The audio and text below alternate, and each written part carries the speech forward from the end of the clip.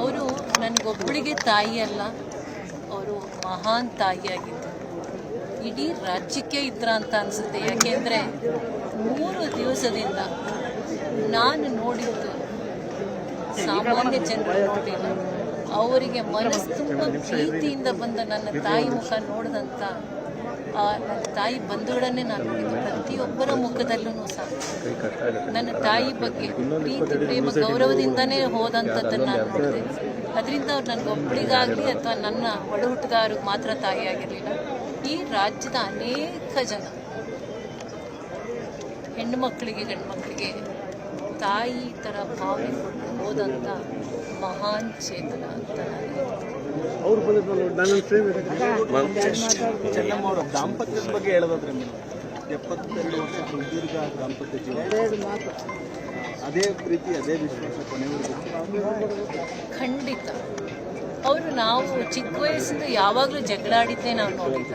ಏಕೆಂದರೆ ಅಪ್ಪನಿಗೆ ರಾಜಕೀಯ ಒತ್ತಡದಲ್ಲಿ ಏನಾದರೂ ಅವ್ರಿಗೆ ಮನಸ್ಸಿನ ವ್ಯತ್ಯಾಸ ಆಗಿ ಕೋಪ ಬಂದರೆ ಅಮ್ಮ ಯಾವತ್ತೂ ಮಾತಾಡ್ತಿದ್ರು. ಅವ್ರೇನೇ ಹೇಳ್ತಿದ್ರು. ನಮ್ಮ ತಂದೆ ಅವರೇ ಒಂದು ಸ್ವಲ್ಪ ಹೊತ್ತಂದ್ರೆ ಅಯ್ಯೋ ನಾನು ಏನಕ್ಕೆ ಸಿಟ್ಟು ಮಾಡಿಬಿಟ್ಟೆ, ಅವಶ್ಯಕತೆ ಇರಲಿಲ್ಲ. ಹಾಗೆ ಅವರಿಬ್ಬರು ಯಾವತ್ತೂ ಯಾವುದೂ ಜಗಳಾಡಿದ್ದು ನೋಡಿಲ್ಲ. ಈಗ ನೋಡಿದ್ದೀನಿ, ನನಗೊಂದು ಹೆಣ್ಮಕ್ಳು ಹೇಳ್ತಿದ್ರು, ನನ್ನ ಕೋಪ ಬಂದರೆ ನನ್ನ ಗಂಡ ಜೊತೆ 3 ದಿವಸ ಮಾತಾಡೋದು. ಹಂಗೆ ಅವ್ರ ಮಾತು ಬಿಟ್ಟ ದಿನಗಳೇ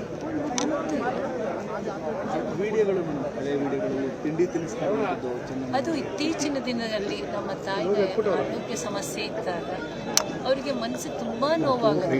ನಾನು ಇಷ್ಟೆಲ್ಲ ಪೂಜೆ ಮಾಡಿದೆ, ಯಾತಕ್ಕೆ ನಂಗೆ ಭಗವಂತ ಆರೋಗ್ಯದ ವ್ಯತ್ಯಾಸ ಕೊಟ್ಟ ಅಂತ ಅವ್ರಿಗೆ ತುಂಬ ನೋವಿತ್ತು. ಏಕೆಂದರೆ ಅವ್ರಿಗೆ ಮಾನಸಿಕವಾಗಿ ಅವರ ಆರೋಗ್ಯದಲ್ಲಿ ಏನೂ ವ್ಯತ್ಯಾಸ ಇರಲಿಲ್ಲ. ದೈಹಿಕವಾಗಿ ಅವರು 2 ಸರಿ ಮನೇಲಿ ಬಿದ್ದರು, ಗ್ಯಾಪ್ ಆಫ್ 6 months. ಅವರಿಗೆಲ್ಲೋ ಅವರಲ್ಲಿ ಆತ್ಮವಿಶ್ವಾಸ ಮತ್ತೆ ಪದೇ ಬಿದ್ದರೆ ಸಮಸ್ಯೆ ಆಗುತ್ತೆ ಅಂತ ಅವರು ಓಡಾಡೋದಕ್ಕೆ ಬಿಟ್ಟುಬಿಟ್ಟು, ಅದರಿಂದ ಅವರಿಗೆ ಸಪೋರ್ಟ್ ಇಲ್ಲದೆ ಎದ್ದಿರೋದು ಓಡಾಡೋದು ಆಗ್ತಿರಲಿಲ್ಲ. ಅಂಥದ್ರಿಂದಲೇ ಅವ್ರು ಊಟ ಮಾಡೋಕ್ಕೆ ಹಠ ಮಾಡೋದು. ಅಪ್ಪ ಪಕ್ಕದಲ್ಲಿ ಬಂದು ಕೂತ್ರೆ ಅವ್ರ ಮಾತು ಗೌರವ ಕೊಟ್ಟು ಊಟ ಮಾಡ್ತಿದ್ರು. ಅದರಿಂದ ನೋಡಿ, ಇದು ಅಮ್ಮ ಒಂದು ಕಾಲದಲ್ಲಿ ಅವರಿಗೆ ತಾಂಬೂರಲ್ಲಿ ಕೊಟ್ಟು ವಿಳ್ಯದೆಲೆ ಕೊಟ್ಟಿರೋದು. ನೀವು ಅದೊಂದು ವಿಡಿಯೋ ನೋಡಿರ್ಬೋದು. ಅವರೇ ವಿಳ್ಯದೆಲೆ ತೆಗೆದು ಮಡಿಸಿ ಕೊಟ್ಟಿರೋದು. ಅದರಲ್ಲಿ ಅವ್ರ ಆ್ಯಕ್ಷನ್ನು ನೋಡಿ ಅಮ್ಮಂದು, ಅಯ್ಯೋ ನೀವು ಹಿಂಗೆ ಮಾಡ್ತಿದ್ದೀರಾ, ದಟ್ಸ್ ವಾಟ್ ಹರ್ ವರ್ಡ್ಸ್, ಅಯ್ಯೋ ಅಂತ. ಹಾಗೆ ಅಂದರೆ ಒಂದು ಕಾಲದಲ್ಲಿ ನನ್ನ ತಾಯಿ ಅವ್ರು ಸೇರಿಕೊಂಡು, ಆದರೆ ಮಹಾಪುಣ್ಯವಂತ ಅವರಂಥ ಪ್ರೀತಿಗಿದ್ದಿದ್ದು ನನ್ನ ತಾಯಿನೂ ಅಷ್ಟೇ. ಅವ್ರ ಬಗ್ಗೆ ಎಲ್ಲೂ ಒಂದು ಸಣ್ಣ ಕನಸನ್ನು ಸಹ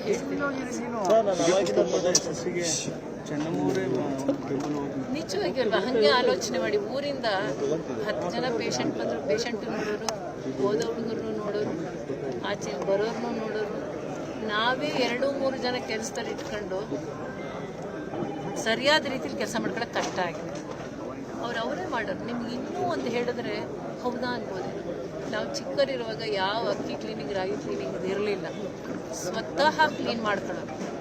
ಅದು ಇಡೀ ದಿನ ಅವ್ರು ಅಡುಗೆ ಮಾಡಿ ಪೂಜೆ ಮಾಡಿ ಬಂದವ್ರು ಸೋಗಿಸಿ ಯಾವತ್ತೂ ಅವರು ಬೇರೆಯವ್ರ ಕೈಲಿ ಅದು ಕ್ಲೀನ್ ಮಾಡಿಸಿದ್ದೀನಿ. ನಾನು ಅಮ್ಮ ಏನಕ್ಕಮ್ಮ ಅಂದರೆ ಕೆಲಸದವ್ರು ಮಾಡೋಳು, ಕಲ್ಲೆಲ್ಲ ಇರುತ್ತೆ, ಅದು ಗಂಡು ಹುಡುಗರು ಒಳ್ಳೇದಲ್ಲ ಅಂತ ಹೇಳುತ್ತೆ. ಆ ರೀತಿ ಯಾವುದೇ ಆಲೋಚನೆ ಮಾಡ್ತೀನಿ, ನಾನು ಈ ಕೆಲಸ ಮಾಡ್ಬೋದಾ ಬಿಡ್ಬೋದಾ. ನಾನು MLA ಹೇಳ್ತೀನಿ. ಯಾಕೆಂದರೆ 62ನೇ ಇಸ್ವಿಯಿಂದ ಅವ್ರು MLA. ಆ ಕಾಲದಿಂದ ಅವ್ರಿಗೆ ಎಲ್ಲೂ ಸಹ ಒಂದು ಸಣ್ಣ ಅಹಂಕಾರ ಬರಲಿ. ನೀವು ನೋಡಿರ್ಬೋದು, ಯಾವತ್ತಾದರೂ ಅವರು ಅಹಂಕಾರದಲ್ಲಿ ಆಡಿದ ದಿನ ಎಲ್ಲಾದರೂ ಇದೆಯೋ ನನಗೆ ಖಂಡಿತ. ಅದಕ್ಕೆ ನಾನು ಹೇಳಿದ್ನಲ್ಲ, ಯಾರೇ ಬರಲಿ ಮೊದಲನೇ ಪ್ರಶ್ನೆ ಬೆಳಗ್ಗೆ ಬಂದರೆ ತಿಂಡಿ ಆಗಿದೆಯಾ, ಮಧ್ಯಾಹ್ನ ಆದರೂ ಊಟ ಆಗಿದೆಯಾ, ಸಾಯಂಕಾಲ ಆದರೆ ಕಾಫಿ ಕುಡೀರಿ, ಬೇರೆ ಸ್ವೀಟ್ ಕೊಡಲ, ಇದೇ ಇಲ್ಲ ಹಣ್ಣು ಕೊಡಲ, ಮಕ್ಕಳ ವಿಚಾರದಲ್ಲಿ ಚಿನ್ನಮ್ಮ ಅವರಿಗೆ ಈ ಒಂದು ವಿಚಾರ ಈಡೇರಿಲ್ಲ, ಈ ಒಂದು ಆಸೆ ಈಡೇರಿಲ್ಲ ಅನ್ನೋದು ಯಾವುದಾದ್ರು ಆ ಥರ ಎಲ್ಲೂ ಇಲ್ಲ. ಯಾಕೆಂದರೆ ನಮಗೆಲ್ರಿಗೂ ಸಂಸ್ಕಾರ ಕೊಟ್ಟಿದ್ದಾರೆ. 6 ಜನ ಮಕ್ಳಿಗೂ ನಮಗೆ ನೀವೇ ಹೇಳ್ತಿದ್ದೀರ, ನೀವೇ ಅನುಭವಿಸಿದ್ದೀರ. ಬಂದವರಿಗೆ ಕುಮಾರಣ್ಣ ನೋಡ್ತಾರೆ, ನೀವು ದೊಡ್ಡಣ್ಣ ನೋಡಿಲ್ಲ, ಅವರು ನೋಡ್ತಾರೆ. ನನ್ನ ತಂಗಿ ಇನ್ನೂ ಹೆಚ್ಚು ನೋಡ್ತಾನೆ, ನನ್ನ ತಮ್ಮ ಇನ್ನೂ ಜಾಸ್ತಿ ಕೊಡ್ತಾನೆ. ಸೊ ಅವರೆಲ್ಲ ಒಂಥರ ಮೌನವಾಗಿ